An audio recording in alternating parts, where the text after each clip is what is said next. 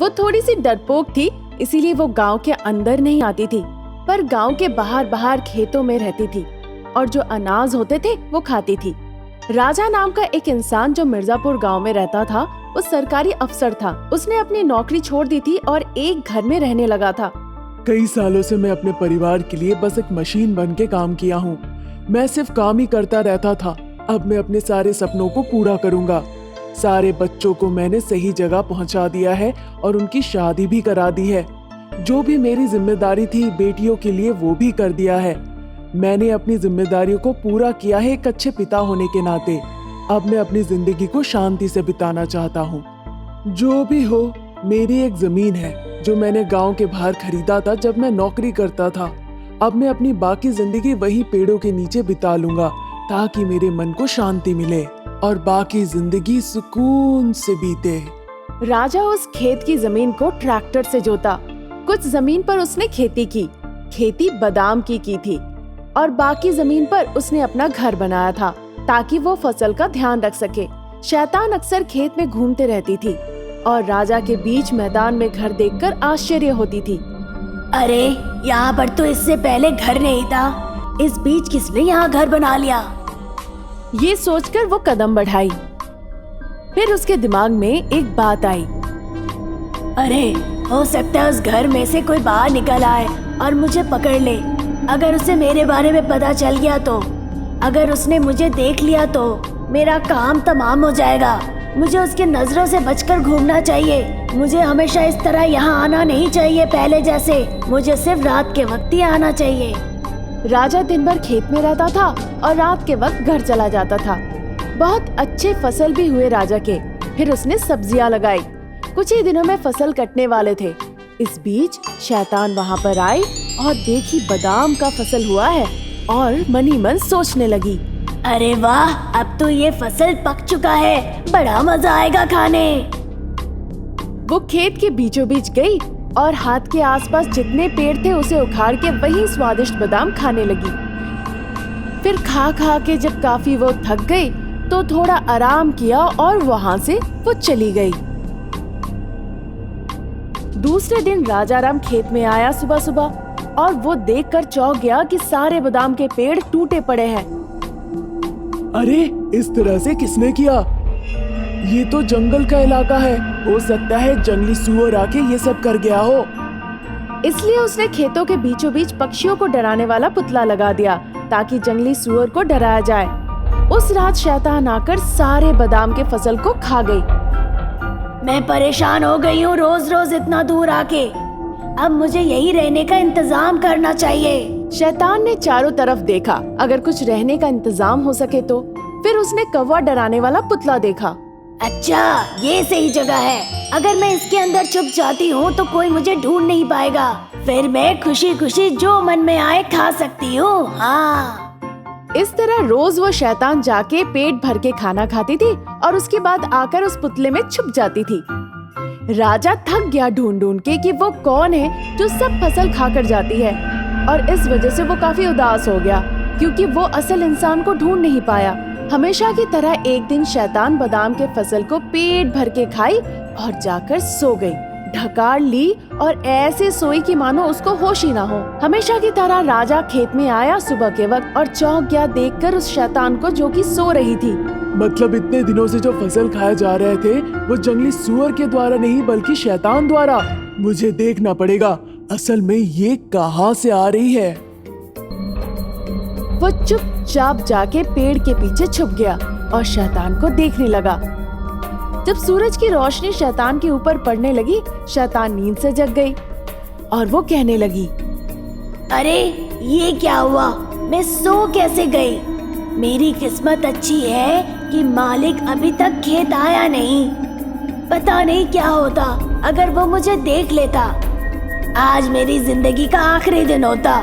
मुझे इस तरह से खाना नहीं चाहिए। ये बहुत गलत बात है।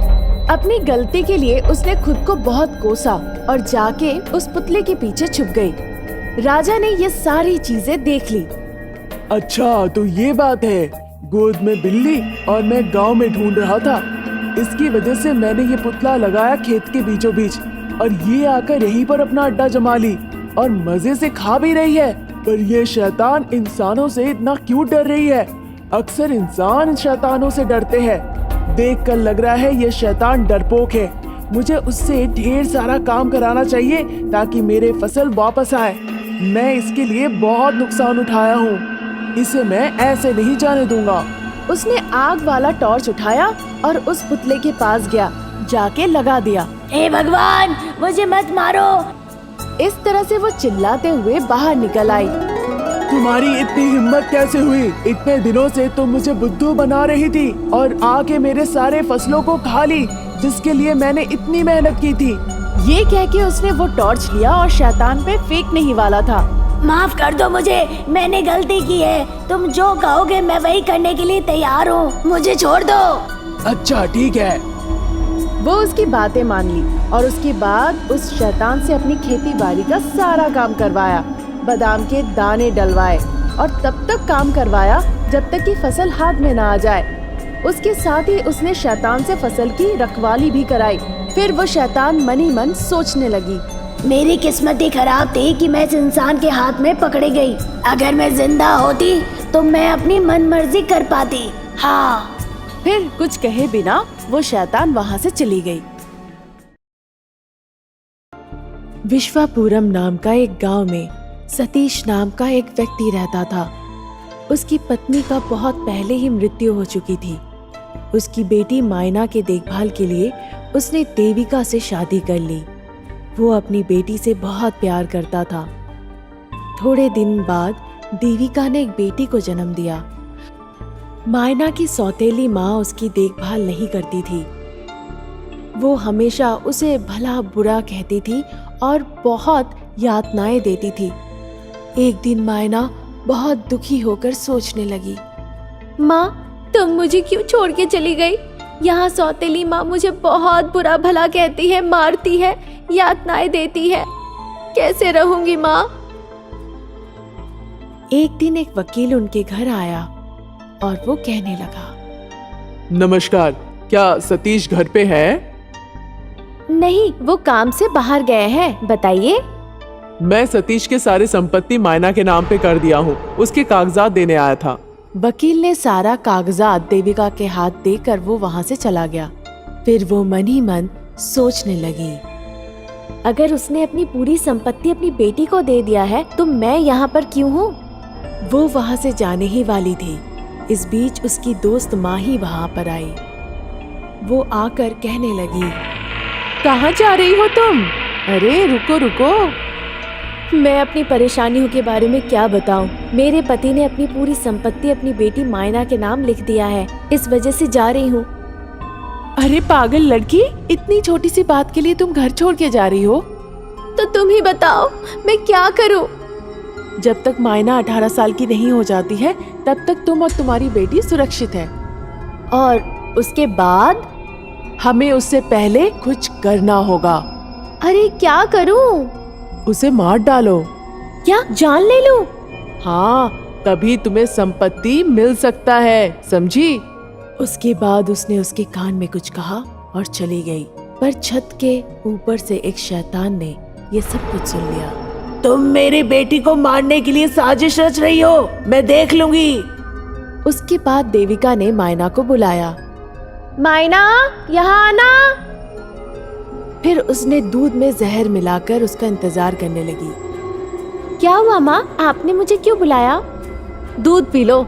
ये सुनकर मायना ने अपनी माँ देविका से कहा, नहीं माँ, अभी मैंने खाना खाया है। तुम पियोगी या नहीं, बताओ? नहीं माँ, मैं पीना नहीं चाहती। देविका जोर जबरदस्ती मायना को दूध पिलाना चाहती थी।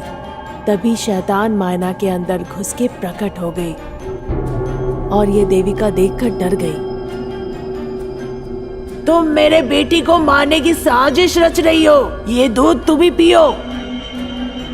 उसको हाथ से धक्का दिया। फिर वो गिर गई और उसके हाथ टूट गए। शैतान देविका को उल्टे तरफ से लटका दी और पानी के बाल्टी में उसे चुबोड़ने लगी। क्या तुम फिर से करोगी ऐसा? बोलो। ये सुनकर देविका चिल्ला चिल्ला के कहने लगी, मैं ये फिर से नहीं करूंगी। मुझे छोड़ दो, मुझे जाने दो, मुझसे गलती हो गई। ये सुनकर मायना दौड़ के आई। माँ, मैं आ गई। फिर शैतान वहां से गायब हो गई और देविका अचानक से जमीन पे गिर गई। क्या हुआ माँ? मैं बेहोश हो गई थी। बाद में देविका ने माही को बुलाया। माही, कहाँ हो तुम? घर पर हूँ मैं। क्या जल्दी से यहाँ तुम आ सकती हो? फिर माही वहाँ आई। तुमने मुझे जल्दी यहाँ क्यों बुलाया? देविका ने सब कुछ खुल के बताया। क्या इस जमाने में भी अभी कोई शैतान है क्या? मैं सच कह रही हूँ, मैंने अपनी आंखों से देखा है। ऐसा क्या? अब उस शैतान का अंत देखो। उसके बाद वो मायना को रसोई घर ले जाके उसके ऊपर केरोसिन छिड़क दी। माँ, कृपया मेरे साथ कुछ मत करो। आप जो कहेंगी मैं वही करूँगी। आंटी, माँ से बोलो ना, मेरे साथ ऐसा ना करे। पर उन्होंने मायना की एक बात ना सुनी। माही ने माचिस जलाई और उसके ऊपर फेंक दिया। इस बीच शैतान आके वो माचिस पकड़ ली। क्या तुम अभी भी नहीं बदली हो? शैतान गुस्से से थालियों की तरफ देखने लगी और थालियां खुद ब खुद ऊपर से नीचे गिरने लगे। अगर मैंने तुम दोनों को छोड़ दिया तो तुम लोग मेरी बेटी की संपत्ति के लिए उसे मार डालोगे। मैं जिंदा नहीं छोड़ूंगी। केरोसिन का बोतल खुद ब खुद वहां आ गया और उसका ढक्कन भी खुद ब खुद खुल के उनके ऊपर छिड़कने लगे। इधर शैतान ने एक माचिस का तिल्ली लिया। कृपया हमें मत कुछ कीजिए, हमें छोड़ दीजिए। मैं मायना को अपनी सगी बेटी जैसी समझूंगी। उसने माफी मांगी, पर शैतान गुस्से में थी और उसने माचिस की तिल्ली उस पर फेंक दिया। माँ! उसने माँ कहकर चिल्लाया। शैतान पलट के देखी। माँ, कृपया उन्हें छोड़ दीजिए। उनके छोटे बच्चे हैं। अगर आप उन्हें मार डालेंगी तो उनके बच्चे भी मेरी तरह अनाथ हो जाएंगे। कृपया उनके बच्चों को अनाथ मत कीजिए माँ। शैतान के आंखों में आंसू आ गए और वो सोचने लगी। तुम लोगों ने देखा मेरी बेटी तुम्हारे बच्चों के लिए कितना सोच रही है, पर तुम लोग संपत्ति के बारे में सोच रहे हो सिर्फ। कृपया हमें माफ कर दीजिए, हमें अपनी गलती का एहसास हो गया है, अब कुछ नहीं करेंगे। ये बात सुनते ही शैतान खुश हो गई और अपनी बेटी को गले लगाई। मैं जा रही हूँ। ये कहकर उसने मायरा से गले लगाया और वहाँ से अदृश्य हो गई। उस दिन के बाद से देविका मायना की देखभाल अपनी सगी बेटी जैसे करने लगी।